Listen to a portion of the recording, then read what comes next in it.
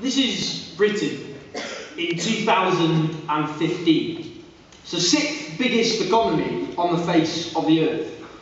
The wealth of the richest 1,000 people has doubled in the last 5 years during one of the greatest economic traumas in the history of this nation. And last year, nearly 1 million of our fellow citizens were driven into the arms of Foodbanks. 300,000 of them children. One of the richest countries that has ever existed on the face of the earth, and apparently we can no longer afford to feed our poorest people. There is no greater indictment of our current society than that. But we can change it. It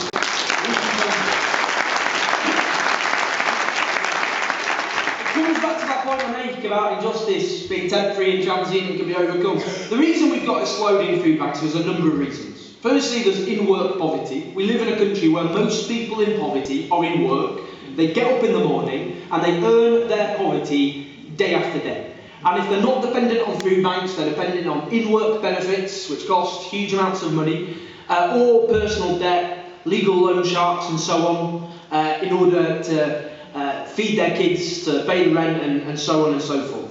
So we've got to have, no ifs, no buts, every single person in work in this country must have a living wage. It's as simple as that. The second point is the attack on social security. One of the main reasons for the proliferation of food banks, one of them is delays in benefits, all too often intentional in order to deter people from claiming in the first place.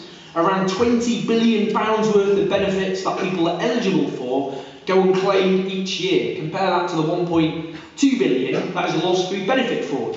Benefit evasion is effectively a bigger problem than benefit fraud. But this is the problem. Lots of people, they face these huge delays, they lose their job, they can't claim anything, they have absolutely nothing whatsoever. We've got to end those delays once and for all, and they're entirely political. But of course, another point is benefit sanction. For those who don't know what that means, I'm sure many of you do, it means your benefits are stopped, suspended, for between 4 weeks and 2 years, where regardless of circumstances, you cannot claim a single penny in social security. Now, I want to give you an example, because in the last 18 months, I can bandy around statistics, over 1 million unemployed people have had their benefits sanctioned. I want to give you an example.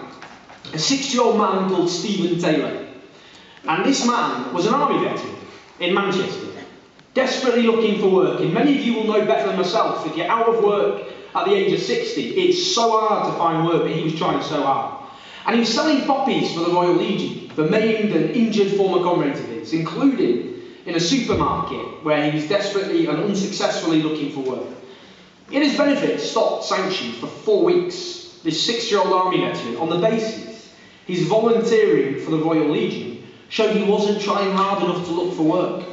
That's where we've come to as a country. Job centres are encouraged to compete with each other over how many people they can sanction in order to dissuade people from claiming benefits in the first place, in order to reduce the official unemployment cap. That regime of sanctioning has to end. It is eroding the very basis of social security in this country, and it is driving people into hunger. So we've got to, and finally, the stripping away of benefits from people, disabled people, for example, and others eligible, the freezing of in-work benefits, which in practice means a cut as wages are falling. So we've got to defend social security, we've got to have a living wage, and we've got to end the sanctioning of people for political purposes, and then we will end once and for all the scandal of hunger, because in this booming, prosperous nation, which is what we have, not one single person should be living in hunger, and we can't rest until we stop that from ever happening in this country ever again. Yeah.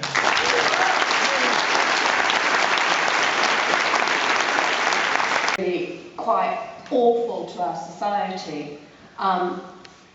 Although I agree with Owen about how deeply shocking it is that we have them in modern Britain. I lived in America for 16 years as an adult, and I always used to feel a bit smug because I used to think, at least I come from a country that doesn't have soup kitchens.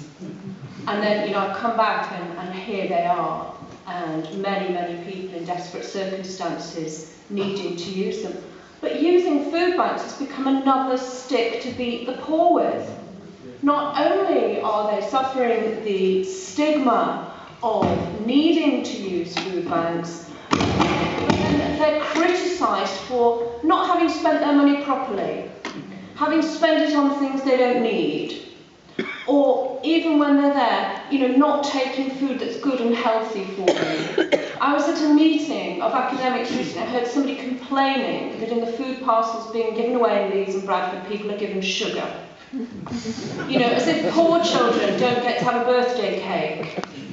And it's yet one more way in which we judge the poor.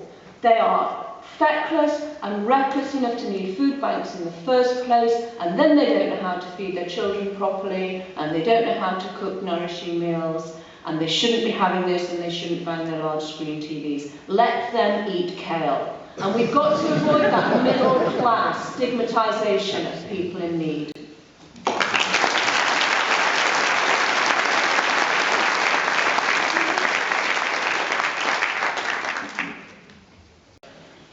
Yeah, I'd just follow on from some of that. First of all, one of the ways to eliminate, as to exactly what the question was, how do we get rid of the need for food banks? One of the things that creates the food banks, it's not just the economics of it, it's attitude. Attitude has created this, as much as the fact that they cut benefits and so on. An attitude, that means that, Duncan Smith, for example, this chap lives in a house with, now Owen will correct me if I've got the statistics of this wrong, he's got 8 spare bedrooms, I believe, and he's earned this because this is the Tory philosophy, that you don't have this wealth unless you've earned it. And he's earned it because his father-in-law gave him the house, isn't that right? Yeah. So that's, now, if the rest of us put a little bit more effort in, we might have a father-in-law. No, lazy, that's our trouble. And Ian Duncan Smith is the man whose job it is to defend the regime that's called food banks. And of course, inevitably then, if you're going to defend it, then you're going to end up saying, well, these people are feckless, they don't really need to go down there, they're just trying to get free crisps, because this is the sort of things they say that they claim happen. So it's attitude, not obviously the rule changes are important, but it reminds me of, I'm sure Owen will remember this, about a year ago we were in Bristol, and I remember a very moving speech from a woman who was disabled, and she described getting a letter that, as it turned out, had been sent by a relative, and it came recorded delivery. Such an innocuous thing to happen in the day, and it completely transformed her next 2 days, because I think it must have been on a Friday, she couldn't go down to the post office to get it on a Monday, till the Monday. And all weekend, she said, I was terrified, I couldn't sleep, my heart was racing, because I knew that when people have their benefits cut, as they do, all of a sudden, randomly, might not be any reason for it, then they're cut for weeks and weeks and weeks while you appeal and appeal and appeal, and it always comes in an unexpected letter, recorded delivery. Like some sort of deliberate sadism, the sort of thing you'd expect from The Sopranos. And this letter had come, and she was terrified. And for the next 3 days, that was her life, till it turned out it was something innocuous from a relative, or I should hope was given a good talking to, not to send anything like that again. Not their fault, of course. But this is attitude. This is attitude that's made that happen, because as well as the rule changes, an attitude has been brought in that these people don't deserve anything. These are the people who are robbing us. The poor, these are the people. Where's all the money gone in society? We used to have money for things, and it's all gone. Who must have taken it? The poor, obviously. They're the ones who robbed it all, these tramps rolling around in their gold. And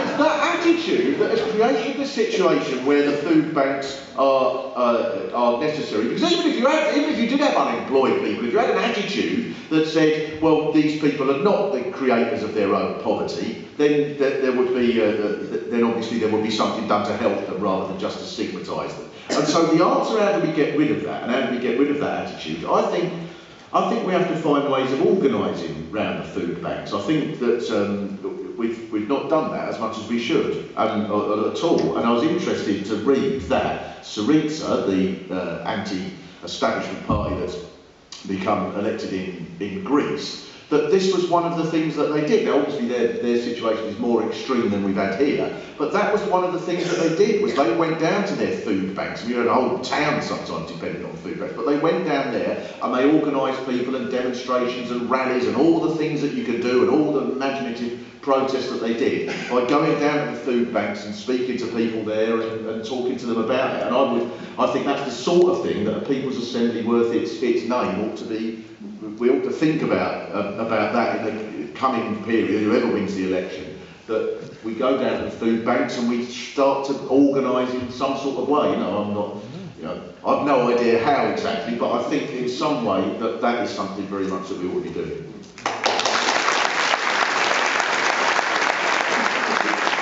Truck down there every week and get something, and of course they can't. There's a very severe limit on how many times you can actually go to a food bank and get something. So it's not just that the food banks show something appalling about our country, but they don't do very much to alleviate the deprivation of people that are using them.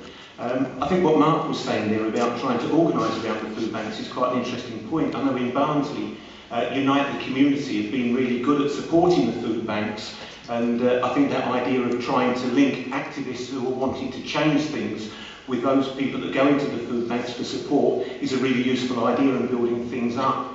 And I just wanted to sort of, people have touched about the sanctions and so on and said it's not just the food banks that we need to be looking at.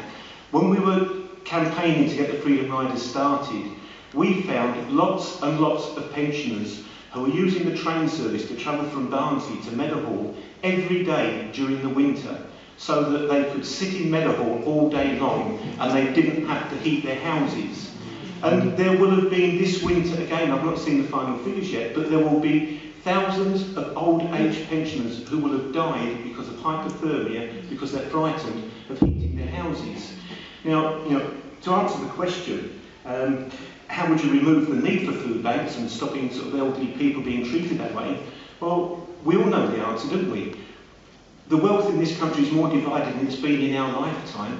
It's take some of that money off of the rich through the taxes that they're not being dragged out of them, and use that to provide decent social services, start creating decent jobs. Perhaps some jobs could be created by getting people building houses, providing jobs through the councils that are being cut back time and time again. So we've had to take people off unemployment, use that money usefully to create a society that's going forwards. And it was really summed up for me with the film that Ken Loach made, The Spirit of 45.